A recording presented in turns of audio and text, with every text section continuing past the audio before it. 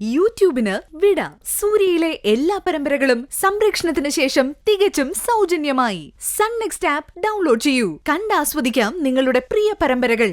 Case തിരിഞ്ഞു മറിഞ്ഞു വന്ന് ഏതോ ഒരു ഡോക്ടർ കുടുങ്ങിയെങ്കിലും ഭാവനയെ തന്നെയാ ഇപ്പോഴും അവർക്ക് സംശയം. സംശയമല്ല പപ്പേട്ട, അത് തന്നെയാ സത്യവും. അവിടെയും ഭാവനെ ഭാഗ്യം തുണച്ചു, അത്രേ ഉള്ളൂ. പക്ഷേ ഇപ്പൊ പണി പാലും വെള്ളത്തിൽ കിട്ടി, ആ ആക്സിഡന്റിന്റെ രൂപത്തില്. എല്ലാ കാലത്തും എല്ലാവരെയും ഭരിച്ച് മിടുക്കിയായി നടക്കാമെന്ന് അവൾ ആഗ്രഹിച്ചു. ഒടുവിൽ സ്വന്തം ജീവിതം തഥൈവ. അന്ന് ഭാമ മുടിനാരഴയ്ക്കാ രക്ഷപ്പെട്ടത്. പകരം ഭാവനയ്ക്ക് ഇപ്പൊ കിട്ടുകയും ചെയ്തു. ഇനി അവള് രക്ഷപ്പെട്ടാലും ആർക്കും ഒരു ഗുണം അവളെ കൊണ്ടുണ്ടാവാൻ പോകുന്നില്ല. രക്ഷപ്പെട്ടാലല്ലേ? രണ്ടാമതും ഓപ്പറേഷൻ ചെയ്യണമെങ്കിൽ അത്രയും സീരിയസ് ആയ കാരണം ഉണ്ടാവും.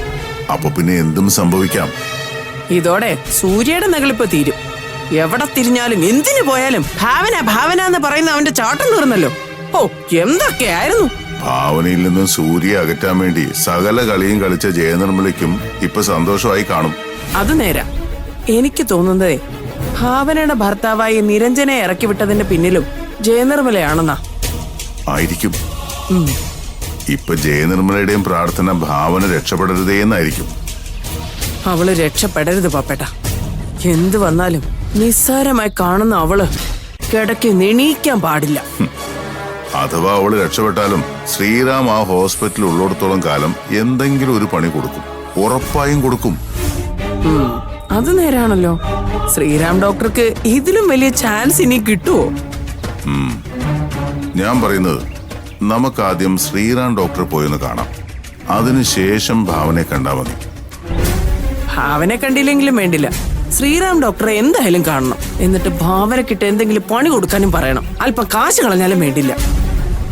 ഇനി ചിലപ്പോ ഭാവനയെ കാറിടിച്ചിട്ടതിന് പിന്നിൽ ജയനിർമ്മലയുടെ മാത്രം ബുദ്ധി ആയിരിക്കും. വിശ്വസിച്ചുകൂടെ ജാനകി? ജയനിർമ്മല അതും ചെയ്യും, അതിനപ്പുറം ചെയ്യും. അത്രമാത്രം ദേഷ്യം ഭാവനയോട് അവർക്കുണ്ട്. അത് പിന്നെ കാണാതിരിക്കോ പപ്പേട്ട? പരസ്യമായിട്ട് ജയനിർമ്മലയെ തല്ലിയവളല്ലേ ഭാവന. ജയനിർമ്മലയുടെ സ്ഥാനത്ത് ഞാനായിരുന്നെങ്കിലേ അവക്ക് ആ സ്പോട്ടിൽ തന്നെ മറുപടി കൊടുക്കുമായിരുന്നു. അതോടെ ഭാവനയുടെ അഹങ്കാരവും തീരുമായിരുന്നു. അതിനെന്താ, ഇപ്പൊ ഭാവനയുടെ അഹങ്കാരം എല്ലാം തീർന്നില്ലേ? അവൾ ഇനി നരയിക്കാൻ പോകുന്നേ ഉള്ളൂ. നീ നോക്കിക്കോ ജാനകി, ഭാവനയുടെ പതനത്തോടെ ആ കുടുംബം ഇനി അനുഭവിക്കാൻ കിടക്കുന്നേ ഉള്ളൂ. ഈ വിജയപത്മന്റെ കാൽ ചോട്ടിൽ ഗായത്രിയും മക്കളും വരും. വന്നില്ലെങ്കിൽ എന്റെ പേര് വിജയപത്മൻ എന്നായിരിക്കില്ല. അതിങ്ങനെ പറഞ്ഞാ മാത്രം പോരെ പപ്പേട്ട, ഇറങ്ങണം. ഇനി ഇറങ്ങി തന്നെ കളിക്കണം. അതിനല്ലേ നമ്മൾ ഇറങ്ങിയത്. ഇനി ഒരാൾക്കും സംശയം തോന്നാത്ത വിധം വേണം ഓരോന്നും പ്ലാൻ ചെയ്യാൻ.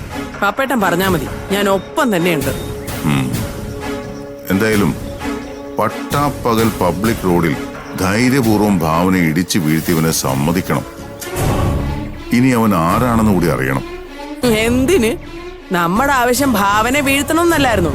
അത് നടന്നില്ലേ? ഇനിയിപ്പൊ ആളെ അറിഞ്ഞിട്ട് എന്തിനാ? ആരാണെന്ന് അറിഞ്ഞില്ലെങ്കിൽ ഒരു മനസമാധാനം കാണില്ല ജാനകി. അംബാലികയും അനിരുദ്ധനും ജയനിർമ്മലയും കൂടി ചേർന്നിട്ടാണോ ഇങ്ങനൊരു കെണി ഒരുക്കിയെന്ന് സംശയിക്കേണ്ടിയിരിക്കുന്നു. അക്കാര്യത്തിൽ എനിക്ക് സംശയമുണ്ട് പാപ്പേട്ട. ഭാവന ഇല്ലാതാക്കാൻ വേണ്ടി ആർക്കൊപ്പം വേണമെങ്കിലും ജയനിർമ്മല കൂടിക്കോളും. അല്ല, നമ്മളും കുറെ അനുഭവിച്ചതല്ലേ. ആ ജയനിർമ്മല കാരണം നമ്മുടെ പല്ലവിമോളുടെ ഭാവിയല്ലേ പോയത്. വരട്ടെ ജാനകി, ആദ്യം ഭാവനയുടെ കാര്യത്തിലൊരു തീരുമാനം ഉണ്ടാവട്ടെ. അത് കഴിഞ്ഞ് ജയനിർമ്മലയ്ക്ക് നമ്മളൊരു പണി കൊടുക്കുന്നുണ്ട്. അത് വെറും പണിയല്ല, ഒരു ഒന്നൊന്നര പണിയായിരിക്കും. നീ വാ, കേറ്.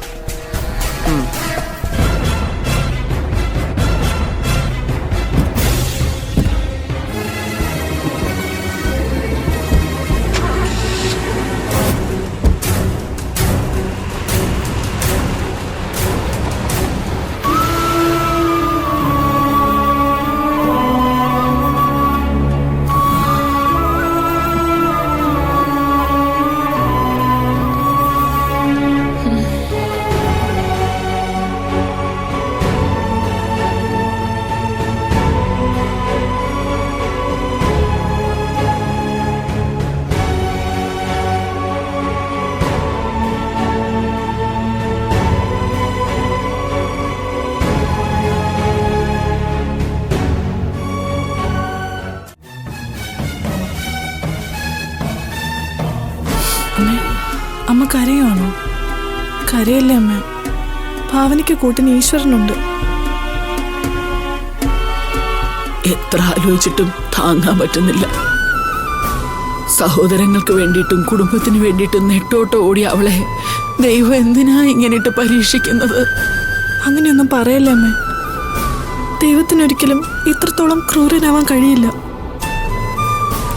ദുഷ്ടജന്മങ്ങളായ മനുഷ്യർ ഈ ഭൂമിയിലുള്ളപ്പോൾ ഭാവനയെ പോലുള്ള നന്മയുള്ളവർക്ക് ഇങ്ങനെയും ചിലതൊക്കെ നേരിടേണ്ടി വരും. അതൊക്കെ തലവിധിയായി കണ്ടാൽ മതി. എന്നാലും എന്റെ മോളുടെ തലവിധി വല്ലാത്ത തലവിധിയായിപ്പോയി. എത്ര സന്തോഷത്തോടെയാ അവള് സൂര്യയെ കാണാൻ പോയത്.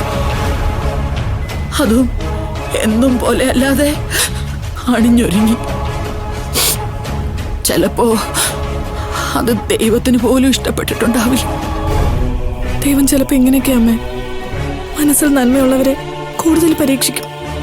ഇതും അതുപോലൊരു പരീക്ഷണം തന്നെയാണ്. അമ്മ വിഷമിക്കാതെ. ഭാവനയ്ക്ക് ഒന്നും സംഭവിക്കത്തില്ല. പഴയ ഭാവന എങ്ങനെയാണോ അതുപോലെ തന്നെ നമുക്ക് അവളെ തിരിച്ചു കിട്ടും. നമ്മുടെയൊക്കെ ജീവിതം തന്നെ സന്തോഷവും ദുഃഖവും ഒക്കെ നിറഞ്ഞതാ അമ്മേ. ഭാവനയെ പോലെ മനസ്സിൽ നന്മയുള്ളവരെയൊന്നും ദൈവം കൈവിടില്ലമ്മേ. അങ്ങനെ കൈവിട്ട പിന്നെ നന്മ ചെയ്യാനൊന്നും ആരും തയ്യാറാവില്ല. പാവം സൂര്യ ആകെ തകർന്നിരിക്കുക. എന്താ ചെയ്യണ്ടെന്ന് പോലും അതിനറിയില്ല.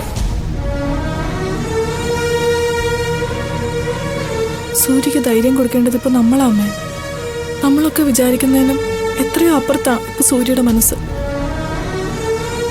ഭാവനയ്ക്ക് വേണ്ടി മരിക്കാൻ പോലും തയ്യാറായിട്ടാ സൂര്യ നിൽക്കുന്നത്. സത്യം പറഞ്ഞ സൂര്യയുടെ മനസ്സ് കാണാൻ ഭാവനയ്ക്കല്ലാതെ മറ്റാർക്കും പറ്റില്ല. എന്റെ മോളുടെ ഭാഗ്യോ ധന്യമായി.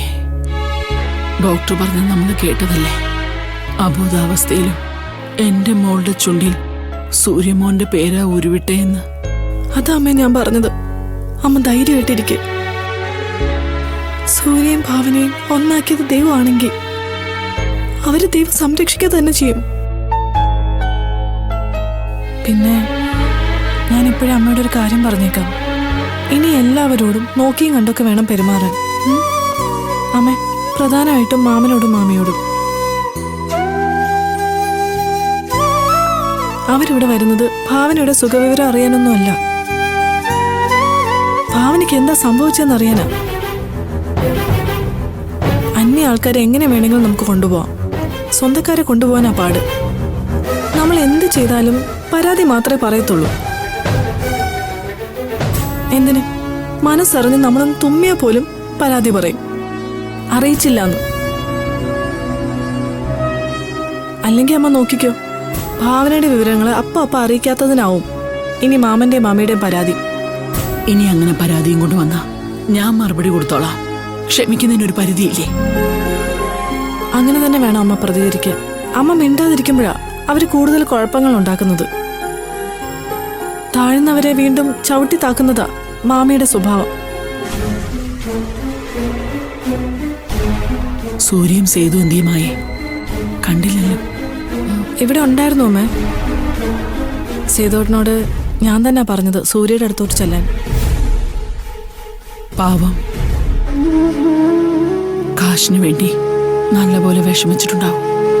അവന്റെ മുഖം കണ്ടാലറിയാം വിഷമിച്ചിട്ടുണ്ടെന്ന്. ഭാവനയുടെ ഹോസ്പിറ്റൽ ബില്ലടയ്ക്കാൻ വേണ്ടി സൂര്യ ഒത്തിരി കഷ്ടപ്പെട്ടിട്ടുണ്ടാവും. ജയനിർമ്മല ആന്റി ഏത് വിധനെയും അത് തടയാൻ ശ്രമിച്ചിട്ടുണ്ടാവും. പാവം, സൂര്യക്ക് നമ്മളോട് പറയാൻ പറ്റത്തില്ലല്ലോ. സ്വന്തം അമ്മയായി പോയില്ലേ. എനിക്കും ആ ഒരു കാര്യത്തിലെ മായ പേടി. ഭാവനയെ ഇങ്ങനെ വെറുപ്പോടെയും അറപ്പോടെയും കാണുന്ന ജയനിർമ്മലയുടെ അടുത്തേക്ക് വേണ്ടേ അവളെ പറഞ്ഞയക്കാൻ.